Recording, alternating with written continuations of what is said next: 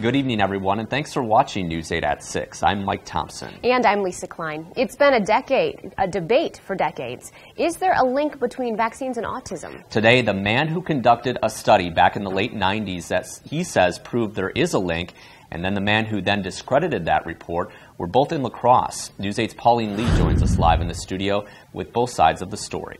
Well, the research suggesting a link between measles, mumps, and rubella vaccine and autism may have been discredited 8 years ago, but there are still families out there who are even in our area to believe that to be true, and they'll stick by that research no matter what the majority says. When 14-year-old Tristan Davidson was just a baby, his parents Meadow and Joshua Davidson of Sparta say he was very sick for a long time, and doctors couldn't help them. The doctors really didn't know what it was, so they just started giving him lots of things. The Davidsons now say the doctor's treatment with vaccines and medications was what led to their son developing autism. And they're not alone. On Thursday, at least 50 people showed up in support at Myrick Park. The parent's story is the most valuable starting point.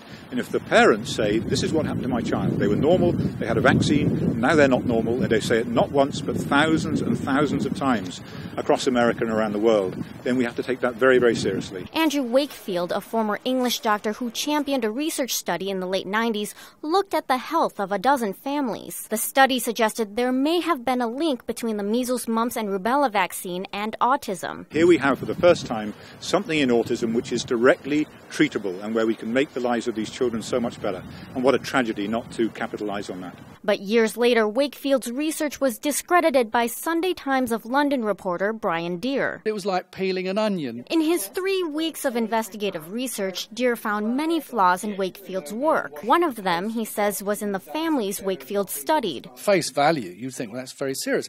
But what we then discovered was that these 12 families were in it together. They were a group that had been put together from anti-vaccine campaigners for the purpose of advancing a lawsuit. Deere also says Wakefield's data was rigged, and he was being paid millions to report the information. Deere's report eventually cost Wakefield his medical license and credibility. Today, he still holds true to his beliefs, and so do the Davidsons. The evidence is there. I can see it in my son. Now, both Wakefield and Deere say, if anything, they hope this debate has caused families to get involved and do research on the subject, as well as ask their local doctors. We talked to a doctor from Gunderson who was at Wakefield's event today, and he had this to say. I acknowledge that there can be minor and moderate side effects, and very rarely a major side effect.